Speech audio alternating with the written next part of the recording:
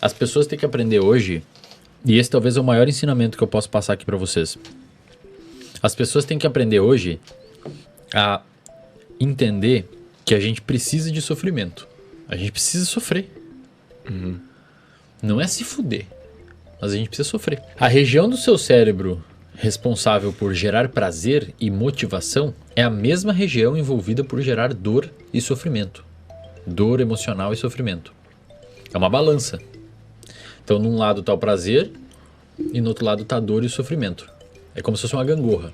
Se você aumenta muito o lado do prazer, só prazer, só prazer, só prazer, só prazer, só prazer, só prazer.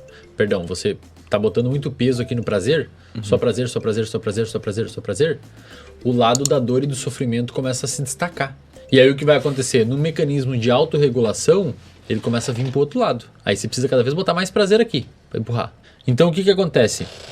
Se você fica se submetendo só a coisas fáceis, só a coisas simples, só a recompensas rápidas, o seu cérebro ele desacostuma a viver com problema.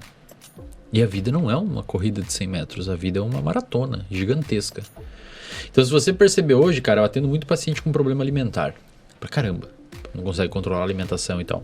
90% deles, cara, eles comem por uma fome emocional e não fisiológica. A pessoa não tem fome. Ela come muitas vezes porque está entediada. As pessoas perderam a capacidade de viver com tédio, bicho. Sabe o tédio? Porque hoje uma criança de 6 anos, acho que vem em uma semana mais informação na vida dela do que um adulto de 1930 a vida inteira. No telefone. O TikTok ali... É tudo ali, cara. O TikTok é luz pra caramba. Inclusive saiu um estudo mostrando que aumenta a dopamina e tal. Fica ali, você quer rolar, fica ali.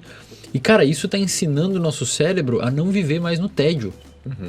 E as pessoas têm que entender que se você desbalançar esse negócio, se você botar só prazer, só prazer, só prazer, o tédio, ele vai, a dor e o sofrimento vai começar a empurrar pro outro lado.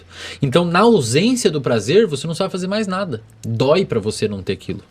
Não ter prazer começa a doer. Mano, tipo, quando tu vai, sei lá, fazer cocô e tu não leva o celular, mano. E tu fica agoniado. Exato. Você desaprendeu a apreciar ficar uma boa cagada. Boa, cara. Ficar de boa. Tomar um café, velho. Tem paciente meu que eu falo, ó, sua tarefa essa semana toda, eles dão risada e depois eles voltam uma semana e não conseguem fazer. Eu falo, essa tarefa a semana toda, principalmente empresário, é acordar e ficar meia hora sem olhar o telefone. Os caras não conseguem. Mas ninguém consegue, né? Porque parece que tá faltando um negócio. Tu faz ou tu não faz porque tu não sente necessidade. Cara, às vezes eu faço. Só pra às ver vezes se eu tu acordo consegue. umas 5h20, 5h30, eu falo, cara, eu não vou mexer. Aí eu vou lá, lavo a louça, boto café, Cara, passo mas café. assim, ó, por que os mecanismos evolutivos nos levaram a ter o cérebro assim, velho? Como assim? Porque a seleção natural lapidou os nossos comportamentos da melhor forma possível pra gente ser reprodutivo, pra gente viver e fazer o que animais devem fazer, que é o que a gente é. Por que ele configurou esses mecanismos cerebrais de prazer e de dor dessa maneira? Por que não poderia ser diferente? Porque por muito tempo você, na verdade, assim... Tu entendeu mais ou menos o que eu quis dizer? Entendi. Na verdade, assim, o nosso cérebro não tem nada errado. Ele funciona, ele tá feito do jeito que tem que ser feito. O problema é a sociedade que a gente construiu e o ambiente. Lembra que eu falei lá no início, quem determina isso daqui é o ambiente, não é necessariamente o nosso cérebro. É uma bolota de células jogada dentro de um ambiente e inclusive ele é conectado em rede. O meu cérebro está conectado com o de vocês agora.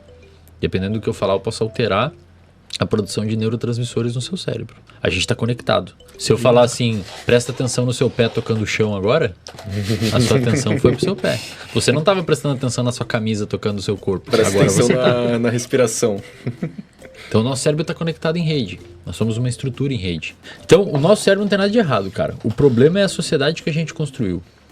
E aí o que acontece? O nosso cérebro, ele não foi constituído para viver num ambiente com tanto estímulo.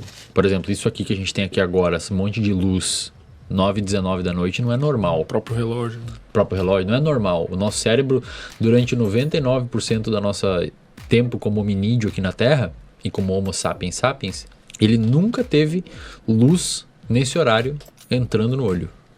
No máximo ia ser uma luz de uma fogueira amarela, pequena, não tão forte, e as pessoas estariam conversando como a gente está agora numa caverna, contando história. Mas nessa época eles tinham muito menos fatores estressores. Não fatores estressores tinham um monte.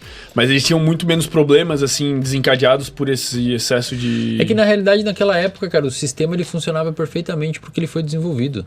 Um caçador-coletor, ele ficava estressado quando? Quando ele tinha muita fome, Quando precisava que ficar começou a dar estressado, né? problema, ou Eles alguém atacava eles ele. viviam melhor que nós. Tipo, eles se sentiam melhor, vamos supor. Eu não sei se eles se sentiam melhor e também não sei se viviam melhor. Aí que tá, eu sou um grande depende. Se tudo que você me perguntar, eu vou falar depende. Porque, cara, com 30 anos, caía seus dentes naquela época, tá ligado? Então a gente não é que eles viviam melhor. E a expectativa de vida era bem baixa. Mas a questão é que o cérebro evoluiu naquela época, foi selecionado naquele contexto. Então pensa assim, por que a gente tem uma tendência grande a lembrar de traumas? Porque é importante, velho. Pra história evolutiva lembrar de um trauma. Pra você ter uma noção... Quando você tem um trauma, quando um trauma acontece na sua vida, você tem um aumento da atividade da sua amígdala, que detecta aquele trauma. Você tem uma atividade exacerbada do eixo HPA, hipotálamo pituitário adrenal. Esse eixo HPA libera glicocorticoides e esses glicocorticoides sobem até seu cérebro e eles potencializam a neuroplasticidade daquele evento específico, fazendo você formar mais forte a memória daquele evento. É por isso que muitas vezes você nunca mais esquece daquele evento. E quando é um PTSD, um transtorno de estresse pós-traumático, você muitas vezes generaliza aquela memória tão forte que ela ficou para outros eventos, que é o que? Um veterano da guerra que escuta fogos de artifício e dispara um medo, uma resposta de medo. Ou um cara que sofreu um acidente de carro e não consegue entrar num carro. Isso, evolutivamente falando, foi importante.